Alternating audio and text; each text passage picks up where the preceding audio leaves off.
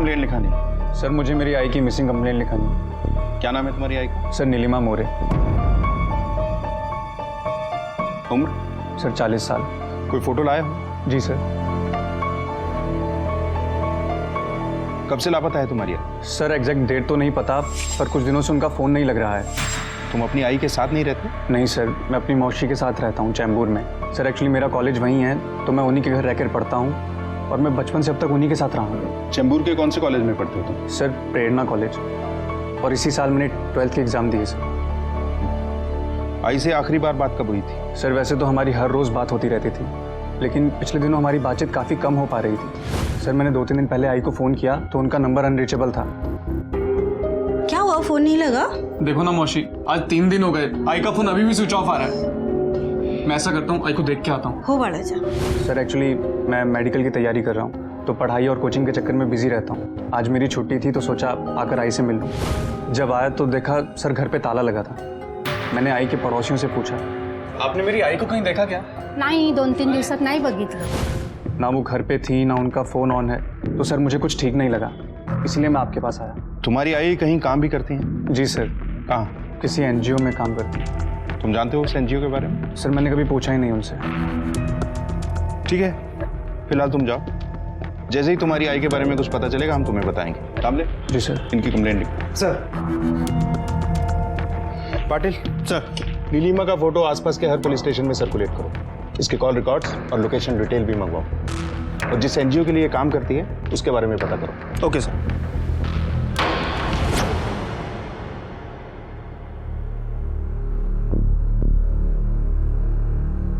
आई, मैंने जय की मम्मी से एडवांस के बारे में बात कर लिया है और शायद कल तक मिल भी जाएगा। आई,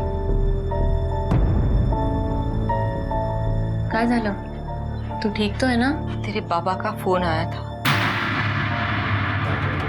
उन्होंने क्यों फोन किया? अब क्या चाहिए उनको? और 6 सालों बाद उन्हें अपनी बीवी और बच्चे की याद कैसे आ गई? मेरी मर्जी, मैं कहीं भी जाऊं, कुछ भी करूं। तेरी इतनी हिम्मत, अगर मेरी जिंदगी में दोबारा दखल देने की कोशिश की ना तो जिंदा गाड़ दूंगा। उन्होंने हमारे साथ जो कुछ भी किया उसके लिए वो बहुत शर्मिंदा है। शर्मिंदा है या उस औरत ने लात मारकर निकाल दिया उन्हें? किस पर भरोसा कर रही है? उस आदमी पर जिसने बार बार हमारे भरोसे का कत्ल किया है। बाळा, कभी कभी इंसान को अपनी गलतियों का एहसास होता है, और ऐसे में अगर वो इंसान अपनी गलतियों का प्रायश्चित करना चाहे तो उसे एक मौका देना चाहिए ना। कोई मौका देने की जरूरत नहीं है। वो इस घर में नहीं आएंगे मतलब नहीं आएंगे, और ये फैसला मैंने आज नहीं किया है, उसी दिन कर लिया था जिस दिन वो हमें छोड़ के चले गए थे। वो दिन तो याद है ना तुझे? अरे रुकिए ना। क्या है? 16 साल हो गए हमारी शादी को, 14 साल की बच्ची है हमारी। आज तक आपसे कुछ नहीं बोली। मैं ये सोचती थी कि आप चाहे रात किसी के भी साथ बिताइए, लेकिन सुबह होते तो घर आते। लेकिन आज आप उस बाजार औरत के साथ रहने जा रहे हैं, अपनी बीवी और बच्ची को छोड़ के। मेरी जो मर्जी होगी करूंगा, मेरे रास्ते में मत आ। सुनिए ना। हट।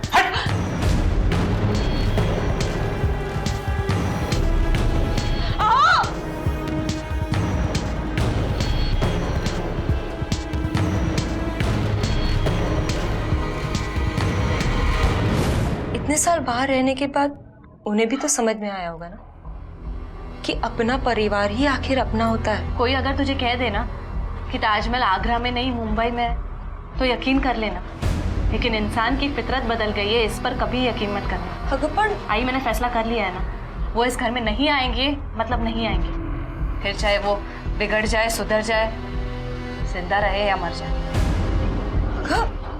अगर आई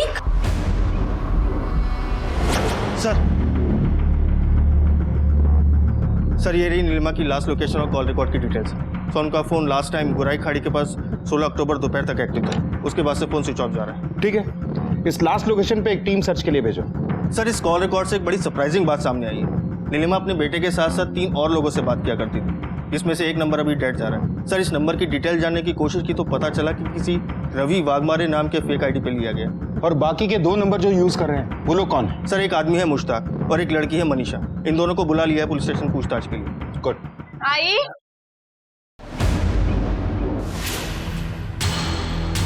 कितने बेशरम किस्म के इंसान निकले आप तो। इतना सब कुछ हो जाने के बाद आपकी हिम्मत कैसे हुई इस घर में वापस आने की? बेटा ये अपना ही घर तो है, ये सुजाता मेरी बीवी। ये घर जिसका था, ये बीवी जिसकी थी और मैं जिसकी बेटी थी, वो इंसान 6 साल पहले ही मर चुका है। तो आप कौन है मुझे पता नहीं। निकल जाइए। मनीषा, बेटा इसमें तेरी कोई गलती नहीं है, सब मेरी गलती थी और मैं मानता हूँ बेटा, और मुझे एक मौका तो मिल। कितने मौके चाहिए आपको, जब 6 सालों से मेरी माँ शादीशुदा होते हुए भी एक विधवा की जिंदगी जी रही थी, जब मैं 6 सालों से अनाथ की जिंदगी जी रही थी। आपने हमें बहुत टॉर्चर कर लिया, लेकिन आपने मुझे आपकी कोई बात नहीं सुननी। बेटा मुझे आप निकल जाइए यहाँ से। एक दफा अपनी बात निकल जाइए, दोबारा इस घर में वापस मत आना। बेटा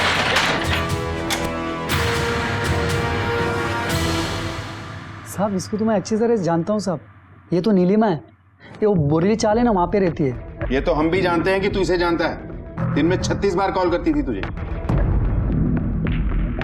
कैसे जानता है नीलिमा का? अरे साहब अपन इसको कस्टमर दिलाता है साहब। कस्टमर? हाँ साहब, ये धंधा करती है साहब, अभी से नहीं 20 साल से साहब।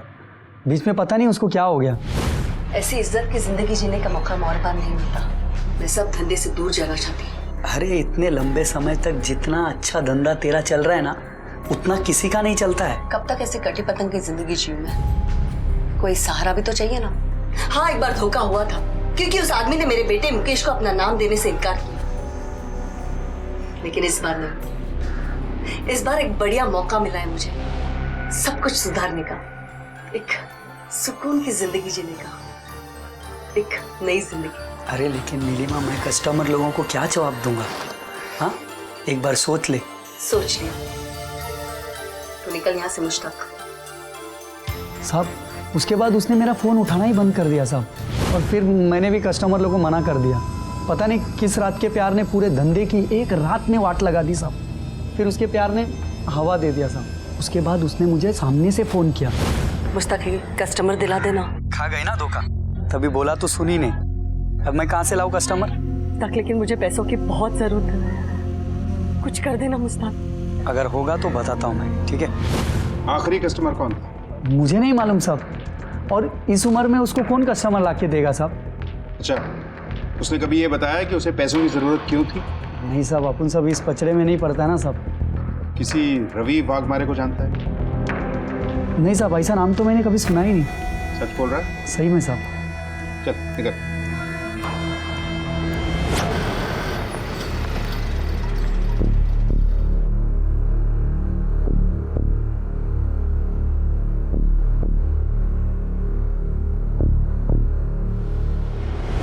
हाँ सर, मेरा मिलना हुआ था नीलिमा जी से। एक्चुअली मेरे कॉलेज का प्रोजेक्ट था, जिसकी वजह से मैं ऐसी औरतों का इंटरव्यू कर रही थी जो पैसों के लिए कॉम्प्रोमाइज़ करती हूँ, उनके बारे में जान रही थी, ताकि मैं अपना प्रोजेक्ट कंप्लीट कर पाऊँ, एक रिसर्च टाइप। अपनी रिसर्च के दौरान जब आप नीलिमा के साथ थी, तब आपको ऐसा लगा कि उन्हें कोई परेशान कर रहा है, या उन्होंने कभी खुद जिक्र किया हो कि उन्हें अपनी जान का किसी से खतरा है? नहीं सर, ना ही मुझे ऐसा लगा और ना ही उन्होंने शेयर किया मेरे साथ। इनफैक्ट जब मैं उनसे मिली तब उन्होंने ये काम छोड़ दिया था। वो किसी एनजीओ के लिए काम कर रही थी, कोई एनजीओ जो फीमेल वेलफेयर के लिए काम करता है। अच्छा, किसी रवि वाघमारे के बारे में सुना आपने? नहीं सर, ऐसा तो कोई नाम नहीं सुना। Okay, thanks for coming. आप जा सकते। Thank you sir. सर, मुझे लगता है धंधे में वापस आने की बात नीलिमा सबसे छुपा रही थी। मुश्ताक उसे कस्टमर दे नहीं रहा था, तो हो सकता है नीलिमा कस्टमर्स को डायरेक्ट अप्रोच कर रही हो। पाटिल, हो सकता है ये रवि नाम का नंबर इसी दौरान नीलिमा के कांटेक्ट में आया हो। गोराई खाड़ी के आसपास के लॉज और होटल में पता करो। हो सकता है नीलिमा किसी कस्टमर के साथ वहां गई। Okay sir.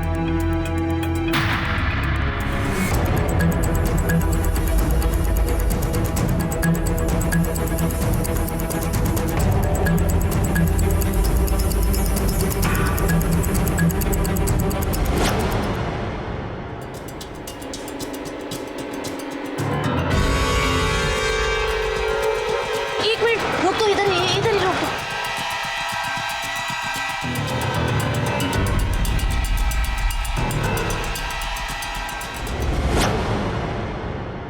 काय गो, कितना काम करती है तू?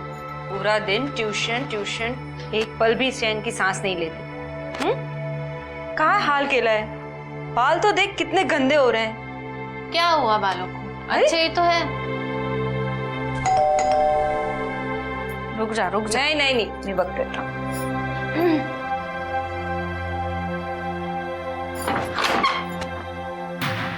तुम्ही? अरे प्रॉब्लम क्या है आपकी? क्यों बार बार यहाँ चले आ जाते हो? चाहिए क्या आपको? मुझे मेरा परिवार वापस चाहिए बेटा। कौन सा परिवार? हमारी तरह और भी परिवार होंगे ही आपके, वहाँ क्यों नहीं चले जाते? या किसी ने घास नहीं डाली अभी तक? मनीषा, ये ना कल सुधरे थे, ना आज सुधरे हैं और ना कल सुधरेंगे। हम तुला दाखवतो। ये आजी का फोटो है। तुझे दिखाना नहीं चाहती थी, तेरी आंखों पे जो पट्टी लगी है ना, उसको निकालने के लिए तेरा ये देखना जरूरी है।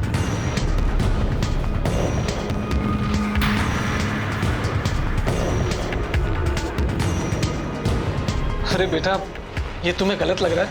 ये तो मैं बेटा वो चुप, कहीं बोलू ना। दोबारा इस घर के या मेरे माँ के आसपास भी दिखे ना तो जान से मार दूं। मनीषा!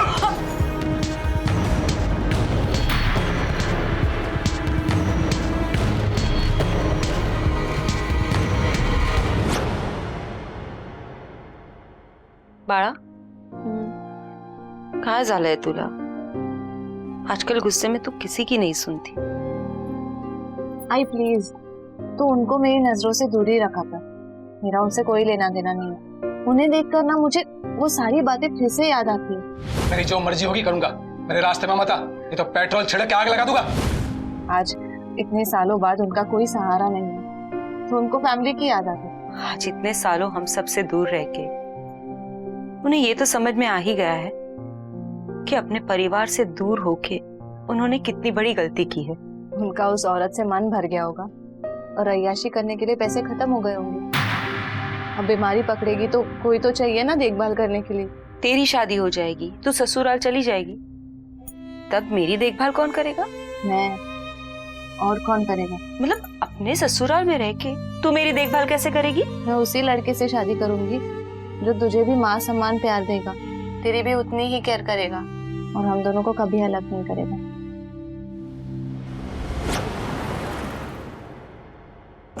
सर उस मुश्ताक का फोन आया था, उसके पास नीलिमा से जुड़ी खबर है। कैसी खबर? सर उसका कहना है इन दिनों राखी नाम की एक लड़की के साथ नीलिमा को देखा गया था। ये राखी भी नीलिमा की तरह इसी धंधे में शामिल है। सर दोनों का काफी बार झगड़ा भी हुआ है। कहाँ रहती है ये राखी? 3 डोंगरी चौक। इस राखी से चल के पूछताछ करते हैं, शायद कुछ पता चले।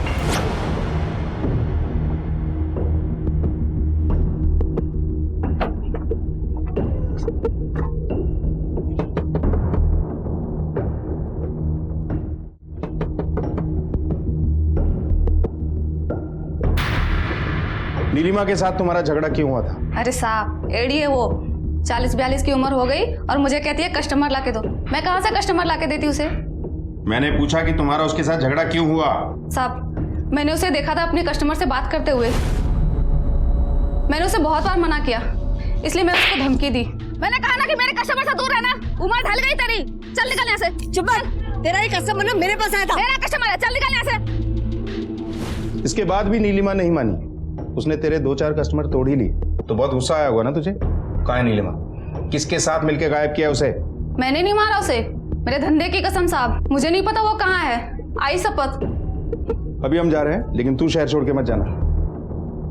साहब, मेरे कानों को एक खबर लगी, अगर आपको तो बताऊं। कैसी खबर? मैंने सुना है कि नीलिमा को पैसे की जरूरत है, इसलिए आजकल वो एक लड़की की डील कर रही है। ठीक। नीलिमा जिन जिन लड़कियों के साथ कांटेक्ट में थी, मुझे उन सब के नंबर चाहिए फौरन। Okay sir.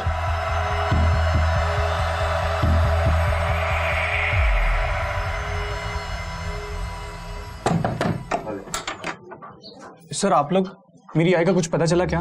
मुकेश, तुम्हें जरा भी अंदाजा है कि तुम्हारी आई काम क्या करती है? जी सर। सर वो पैसों के लिए दूसरे मर्दों के साथ। सर इससे मुझ पे और मेरे करियर पे कोई असर ना हो, इसलिए उन्होंने मुझे हमेशा अपने से दूर रखा। सर एक शहर में होते हुए भी मैं बचपन से यहाँ अपनी मौसी के साथ रहा हूँ। पर सर ये सब बातें काफ़ी पुरानी हैं। मैंने इसे कितनी बार कहा कि यहाँ आकर हमारे साथ रहें। ये ले गर्मा गर्म रोटी। अरे आई बस बस, 4 रोटी भी कोई खाता है क्या? दिन बे दिन सूखता जा रहा है तू। आजकल के लड़के ना सिर्फ चिप्स और कोल्ड ड्रिंक्स पे जीते हो तुम लोग। कितनी सूखत चल रहा है तू गधड़ा। हाँ, मौसी खिलाती नहीं क्या तुझे? बात करूँ उससे मैं? अरे उनसे क्या बात करनी आई, आप भी वहीं आ जाओ, खुद ही मेरा ध्यान रख लेना। और वैसे भी आई, अगले महीने मेरा कॉलेज का रिजल्ट आ जाएगा, फिर मुझे आराम से किसी भी इंटरनेशनल कॉल सेंटर में काम मिल जाएगा। पर तुझे तो मेडिकल करना था ना? करना तो है आई, पर इतने पैसे लगते हैं कि क्या बोलूं। 15-18 लाख से कम में बात नहीं बनेगी।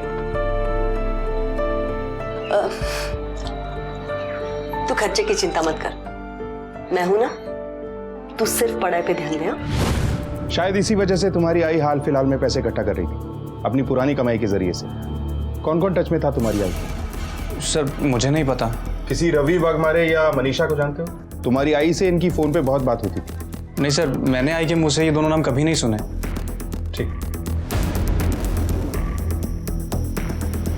तो शायद पैसों की जरूरत ने नीलिमा को वापस से उसी दलदल में खींच लिया होगा। लेकिन ये रवि वाघमारे, इस नाम की फेक आईडी वाला नंबर कौन यूज कर रहा होगा सर? पाटिल, हो सकता है किसी से कोई पुरानी दुश्मनी, हो सकता है इस मुश्ताक ने कोई कांड किया।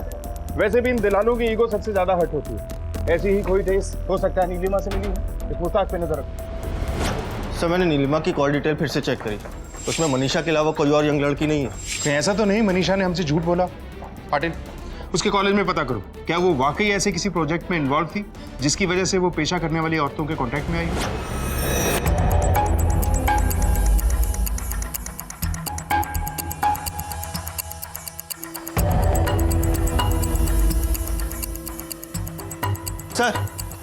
सर मैंने कॉलेज अथॉरिटी से बात की।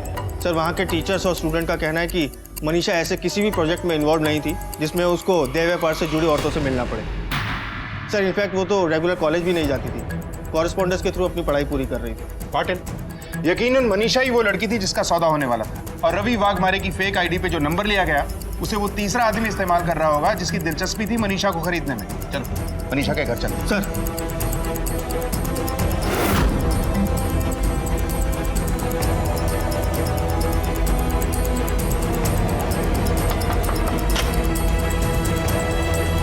मनीषा यहीं रहती है? हो साहेब, काय झालं? काय मनीषा, आप माँ है उसकी? हाँ मैं माँ हूँ उसकी। वो तो अभी ट्यूशन पढ़ाने गई है साहब। अब तक तो आ जानी चाहिए थी, पर आज शायद लेट हो गया। अच्छा, वो किन किन स्टूडेंट्स को ट्यूशन पढ़ाती है? साहब मैंने एक डायरी में सब लिख के रखा है, मैं आंटे। साहब इसी डायरी में मैंने सब कुछ लिखा है कि वो कहाँ ट्यूशन पढ़ाने जाती है, कितने बजे जाती है। पर हुआ क्या है साहब, सब ठीक तो है ना? बता दें।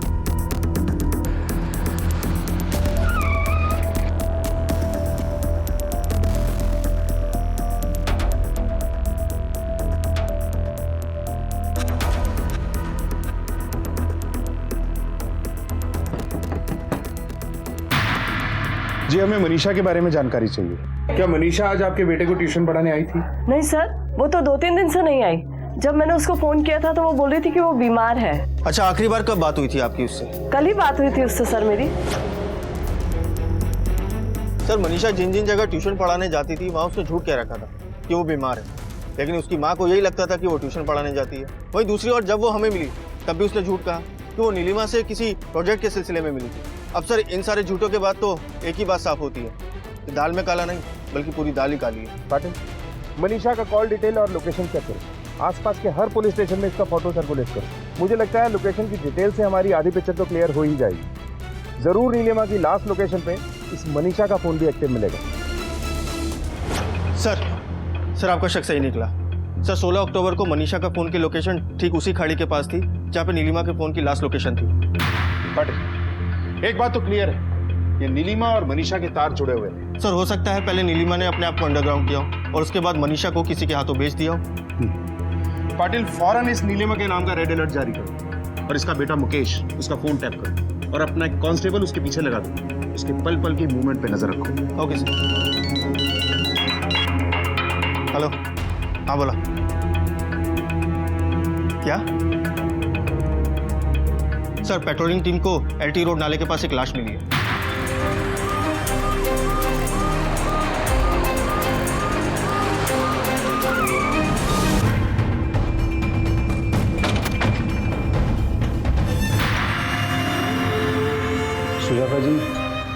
जानते हैं कि सवाल जवाब करने के लिए सही समय नहीं है। आपने अपनी बेटी खोई, लेकिन हो सकता है कि आपका एक जवाब हमें वो क्लू दे दे जिसकी वजह से आपकी बेटी के कातिल जेल की सलाखों के पीछे हो। क्या मनीषा की किसी से कोई दुश्मनी थी, या कोई ऐसा जिसे मनीषा नापसंद करती थी? क्या कभी उसने किसी नीलिमा नाम की औरत के बारे में आपको कुछ बताया? बाजी, मनीषा अपने आप में खुश रहने वाली और अपने काम से काम रखने वाली लड़की थी। पढ़ाई और ट्यूशन के अलावा उसका दिमाग और कहीं चलता नहीं था। किसी से ज्यादा घुलना मिलना उसे बिल्कुल पसंद नहीं था। एक फिक्स ऑटो वाला था, उसी की रिक्शा में वो आया जाया करती थी, पर काम खत्म करते ही वो तुरंत घर आ जाती थी। सर, फिक्स रिक्शा वाला? मनीषा कहीं भी उसी के साथ आया जाया करती थी। उसका नाम अमित है। कोई और ऐसा जिसे मनीषा नापसंद करती हो? सुनील, मनीषा के बाबा सुनील, उनसे मनीषा की कभी नहीं बनी। इतना जबरदस्त झगड़ा हुआ था उन दोनों में। मनीषा ने सामान के साथ सुनील को घर से बाहर कर दिया था। सुनील का तो हाथ भी उठ जाता, पर उन्होंने अपने आप को रोक दिया। ये सुनील कहाँ रहता है?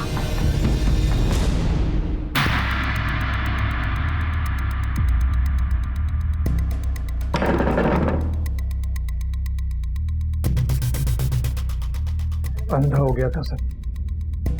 मैंने जो गलती की, भगवान वो किसी और से ना करे। उस औरत के लिए मैंने अपनी बीवी को छोड़ दिया, अपनी बेटी को छोड़ दिया, और सर उसी औरत ने मुझे धोखा दिया। उसके बाद ही मुझे समझ आया। लेकिन सर, मनीषा नहीं चाहती कि मैं उनकी जिंदगी में वापस आऊं। उसने मुझे घर से धक्के देके निकाल दिया। सोचा था सर इतने सालों की नफरत है कम हो जाएगी, लेकिन हुई नहीं, और उसने मुझ पे हमला करवा दिया।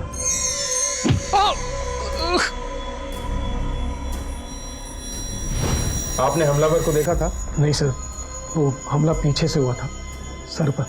सर जब आँख खुली तो मैं हॉस्पिटल में एडमिट था।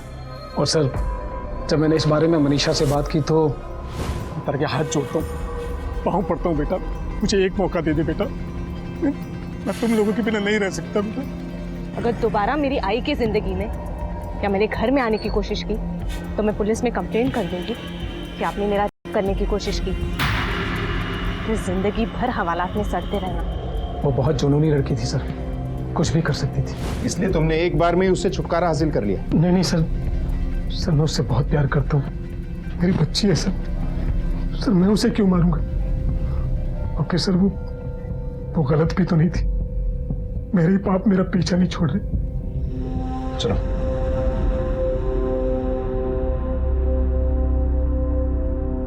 सर, ये सुनील तो पूरा दिवालिया हो चुका था। इसे उस घर में शेल्टर चाहिए था, जो कि मनीषा के रहते पॉसिबल था नहीं। हो सकता है इसी वजह से उसने उसे अपने रास्ते से हटा दिया। पाटिल, ये सुनील मनीषा से कनेक्टेड था और मनीषा नीलिमा से। चलो मान लेते हैं कि सुनील ने ही मनीषा का कत्ल किया, तो नीलिमा कहाँ है? उसकी लास्ट फोन लोकेशन से भी हमारे हाथ में कुछ नहीं लगा। इस सुनील की कॉल और लोकेशन डिटेल्स निकालो, इस पे अच्छे से नजर रखो। इसकी दिनचर्या क्या है, कहाँ जाता है, किस किस से मिलता है, इसके हर मूवमेंट को ट्रैक करो।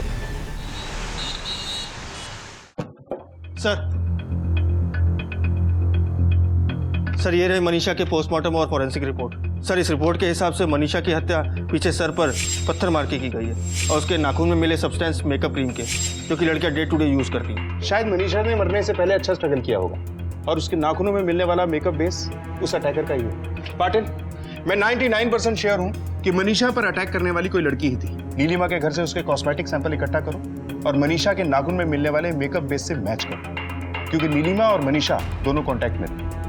और उस रवि वाघमारे की कुछ लीड? नहीं सर। और वो ऑटो ड्राइवर जिसके साथ मनीषा आती जाती थी, उसका कुछ पता चला? हाँ सर, उसे बुला लिया है पूछताछ के लिए। तो मनीषा सिर्फ तुम्हारे साथ आती जाती थी? जी सर, कभी घर कभी ट्यूशन। उनको जब भी ऑटो की ज़रूरत होती थी वो मुझे फ़ोन कर देती थी, मैं उनको वहाँ से पिकअप करके उनको जहाँ जाना था वहाँ ड्रॉप कर देता था। सिर्फ तुम्हारे साथ ही आती जाती थी? तो कभी उसकी किसी से कोई ऐसी झड़प हुई जिसकी वजह से कोई उसे जान से मार दे? सर गुस्सा तो उनके नाक पर ही रहता था, पर लड़की बुरी नहीं थी बेचारी। अरे वाह, तो तुमने बीएमएस किया हुआ है, फिर तुम ये रिक्शा क्यों चला रहे हो? मैडम मेरे आगे पीछे कोई नहीं है, ना माँ बाप ना कोई और। अपना बिजनेस स्टार्ट करना चाहता हूँ, उसी के लिए पैसे जमा कर रहा हूँ। अरे पर इतनी अच्छी डिग्री के साथ तुम कोई अच्छी खासी नौकरी भी तो कर सकते हो। ये रिक्शा चलाने की क्या जरूरत है? वो क्या है ना मैडम, अपने देश में केवल 3 चीजें चलती हैं, अनशन, रिजर्वेशन और डोनेशन। और इन तीनों चीजों के लिए ना मेरे पास औकात है और ना किस्मत। अपनी किस्मत तो इन 3 पहियों पर है, रोज चलाओ रोज कमाओ। इसके लिए ना औकात लगती है ना किस्मत। आप देखिएगा मैडम जी, बहुत जल्दी मैं अपना बिजनेस शुरू करूंगा। That's great.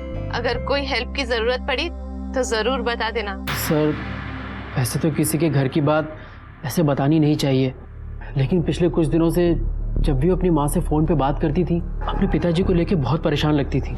आई तो फिर से वो लेके बैठ गई। आई मैं तुझे दोबारा बता रही हूँ, वो मेरा बाप नहीं है। क्या हुआ मैडम, कुछ प्रॉब्लम है क्या? तुम अपने काम से काम रखो, वरना मैं दूसरा ऑटो कर लूंगी। अच्छा, तुमने कभी मनीषा को गोराई खाड़ी के आसपास छोड़ा या कभी आना जाना हुआ हो? नहीं सर, गोराई खाड़ी के पास तो कभी जाना नहीं हुआ। उनके सारे ट्यूशंस लिंक रोड या एसपी रोड पे ही थे। ठीक है, तुम जा सकते हो। जरूरत पड़ेगी तो दोबारा बुलाएंगे। ठीक है सर। ये इम्पॉसिबल है सर, मेरी आई कुछ गलत नहीं कर सकती। सर वो तो बहुत अच्छी है, उन्होंने मेरे लिए जो सेक्रीफाइसेस किए ना, मैं उन्हें कभी नहीं भूल सकता। सर मुझे पाला पोसा बड़ा किया, कभी कोई कमी नहीं छोड़ी सर। कहीं ऐसा तो नहीं कि तुम्हारी पढ़ाई पे होने वाले खर्च को निकालने का शॉर्टकट तरीका उनका? लड़की के बदले बहुत बड़ी रकम मिलने वाली थी उन्हें। नहीं सर, वो तो खुद इस दलदल से निकलने की दिन रात कोशिश कर रही थी। वो भला किसी को इस दलदल में क्यों डाले सर? तो उन्होंने मनीषा को क्यों मारा? मैं नहीं मानता कि मेरी आई ने किसी का खून किया है। सर वो ऐसा नहीं कर सकते। हेलो, हाँ बोला। ठीक सर। तुम बैठो बाहर, हम आते हैं।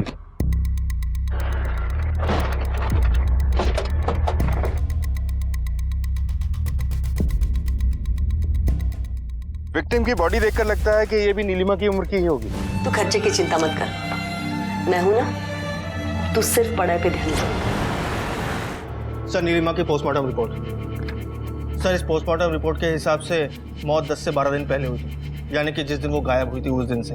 सर मौत सिर पे पत्थर मारने की वजह से हुई थी और विक्टिम के हाथों में कुछ बाल मिले हैं सर, जो कि किसी औरत के हैं। नीलिमा की मौत मनीषा की मौत से पहले हुई थी। पाटिल, इन बालों का डीएनए मनीषा के डीएनए से मैच करो। सर ये रही DNA report. Sir DNA report के हिसाब से नीलिमा के हाथ में जो बाल थे वो मनीषा के थे। इसका मतलब है कि मनीषा ने ही नीलिमा को मारा है। तो फिर मनीषा को किसने मार डाला? और मनीषा के नाखून में मिले क्रीम के सैंपल्स नीलिमा के घर में मिले मेकअप के सामान से मैच कैसे हुए? सर हमें ना तो मर्डर वेपन मिला है, ना कोई ऐसा शख्स जो इन दोनों में कॉमन हो। पाटिल, इस केस की कोई एक कड़ी है जो हमसे छूट रही, और जब तक ये कड़ी हमारे हाथ नहीं लगती, मुजरिम के हाथ में हथकड़ी नहीं लग पाई। मुझे लगता है हमें एक बार फिर से इस केस को रिविजिट करना चाहिए। नीलिमा गायब हुई थी 16 अक्टूबर को। इसके साथ जुड़े थे मुश्ताक और राखी और एक फेक आईडी जो रवि वाघमारे के नाम से ली गई। मनीषा की लाश हमको मिलती है 31 अक्टूबर को। मनीषा का खून किसने किया, यह अभी तक एक सवाल है। और मनीषा की जिंदगी में कौन था? मनीषा को नफरत थी अपने पापा सुनील से, और सुनील का नीलिमा से कोई रिलेशन नहीं। पॉसिबल है सर। ये तो क्लियर है कि मनीषा ने ही नीलिमा को मारा, और नीलिमा के हाथ में मनीषा के बाल इन दोनों के बीच हुई झड़प के दौरान आए हों, और मनीषा ने खुद को बचाने के लिए नीलिमा को मारा होगा। पॉसिबल है सर। फिर कुछ दिनों बाद किसी ने मनीषा को मार डाला, और मनीषा के नाखूनों में जो मेकअप क्रीम मिली वो नीलिमा की मेकअप क्रीम से मैच करती थी। अब नीलिमा मनीषा को नहीं मार सकती क्योंकि नीलिमा खुद कुछ दिन पहले मर चुकी है। एक बात तो कंफर्म है सर, कातिल कोई भी है वो औरत है, क्योंकि हमें मनीषा के नाखून से क्रीम मिली। 2 फीमेल विक्टिम्स हैं और 2 फीमेल किलर्स। पाटिल, रवि वाघमारी की फेक आईडी से लिया गया वो नंबर जिससे नीलिमा की अक्सर बात हुआ करती थी, वो जिस सेलफोन से यूज होता था उसमें कोई नया नंबर एक्टिव हुआ? नहीं सर। पाटिल, उस नंबर की डिटेल्स एक बार फिर से चेक करो। उस नंबर से किन किन लोगों से बात हुई, किस किस लोकेशन पे वो एक्टिव था, सब चेक करो।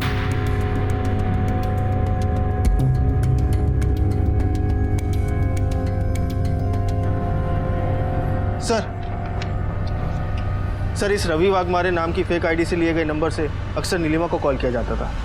सर एक और नंबर है जो किसी और का, जिसके नाम पर भी ये नंबर है उसकी कुंडली निकालो। Okay sir.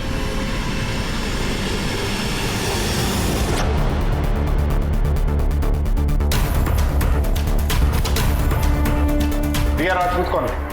वो रही क्या हो? Yes sir. रवि वाघमारे को कैसे जानती हो? सर मैं किसी रवि वाघमारे को नहीं जानती। 44457 इस नंबर से बहुत बार बात होती है तुम्हारी। सर मुझे सारा दिन में इतने सारे कस्टमर्स के कॉल्स आते हैं कि मैं क्या बताऊं।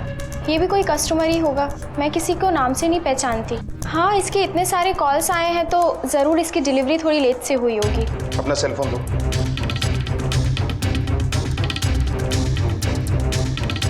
सर नंबर सेव नहीं। ठीक है।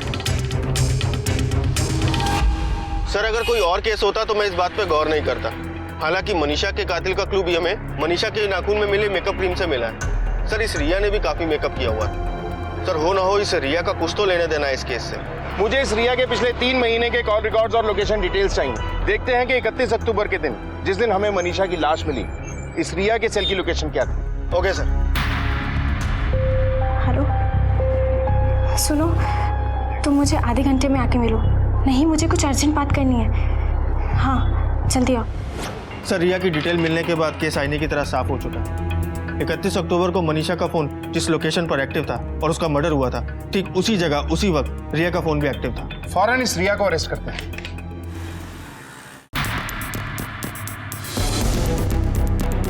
रिया कहाँ है? सर रिया आपके जाने के बाद कुछ काम से अर्जेंट निकल गई, वापस अभी तक लौटी नहीं। नंबर लाओ उसका। सर नंबर स्विच ऑफ जा रहा है। हमें रिया का एड्रेस दीजिए फौरन। जी सर।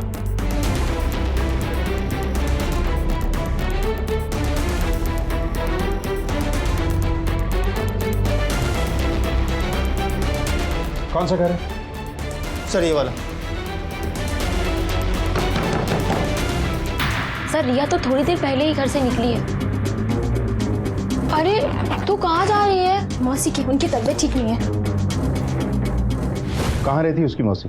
सर हम दोनों 2 साल से एक साथ ही रहते हैं। मुझे बस इतना पता है कि वो अनाथ है और तलाकशुदा है। मुझे कभी उसने अपने मुंह से नहीं बोला कि इसका कोई यहाँ रिलेटिव या रिश्तेदार यहाँ रहता है। कितना वक्त हुआ ऐसे निकले हुए? आधे घंटे से ऊपर हुआ सर। चलो।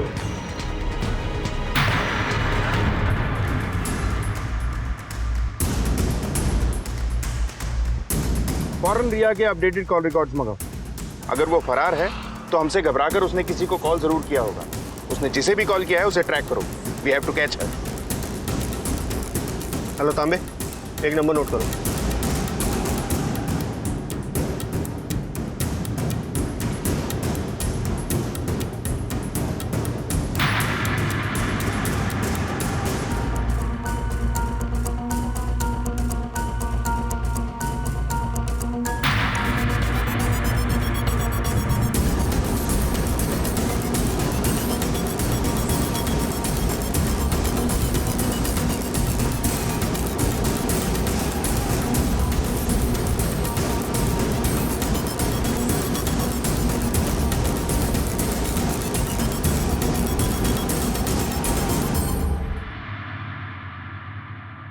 क्या हुआ सर? मोबाइल दे। सर बात क्या है? मोबाइल दे।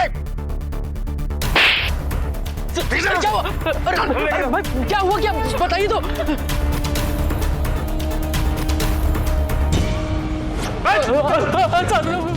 बोल, क्या खिचड़ी पक रही थी?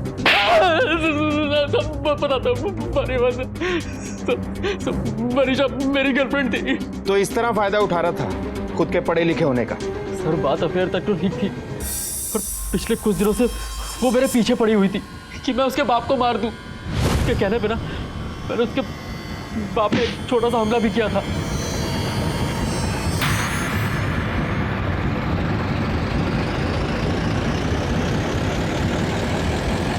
सर अमित और मैं पिछले 3 महीनों से रिलेशनशिप में थे। हम दोनों ने तय किया था कि हम शादी करेंगे, लेकिन वो मनीषा अमित को बहुत परेशान कर रही थी। उसके पीछे हाथ धोकर पड़ी थी, उसे पाना चाहती थी। इनफैक्ट मैंने मनीषा को समझाया भी, लेकिन वो समझी ही नहीं। अमित, तुम इसे बताओ तुम मुझसे कितना प्यार करते हो और हमारी शादी होने वाली है। अमित बोलो ना इसे जाने के लिए, कौन है ये और हमारे बीच में क्यों आ रही है? तुम बोलो इसे। तुम मुझसे मैं बीच में नहीं आ रही, तू बीच में आ रही है। अमित सिर्फ मेरा है। अब चुपचाप पतली गली से निकल ले, वरना ऐसा हाल करूंगी ना तो याद रखेगी, समझी? तू क्या करती है? मैं तुझे दिखाती हूँ।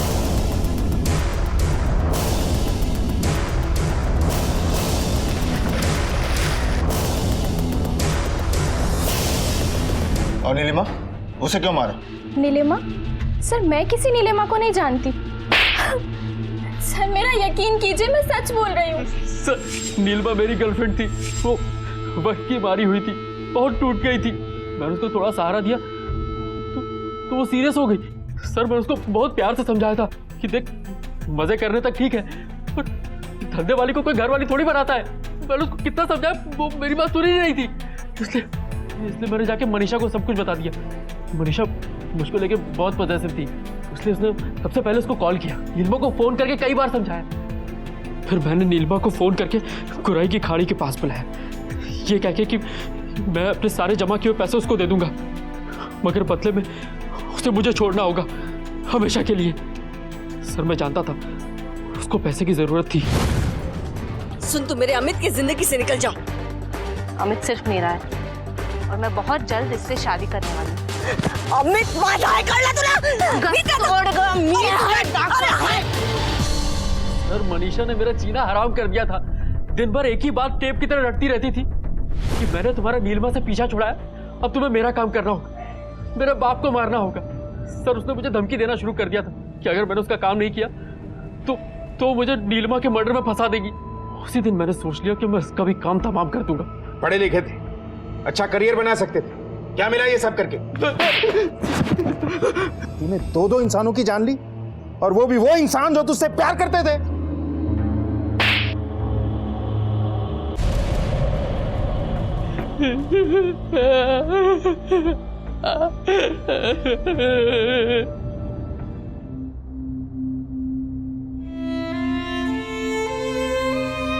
ठीक है, तुझ्यासाठी। कितनी सुंदर साड़ी है, बहुत महंगी होगी ना? इतना पैसा क्यों खर्च किया? तूने जिंदगी में बहुत कुछ देखा और सहा है, तब तो मैं कुछ कर नहीं पाई, लेकिन अब मैं तुझे वो सारी खुशियां देना चाहती हूँ जो तू डिजर्व करती है।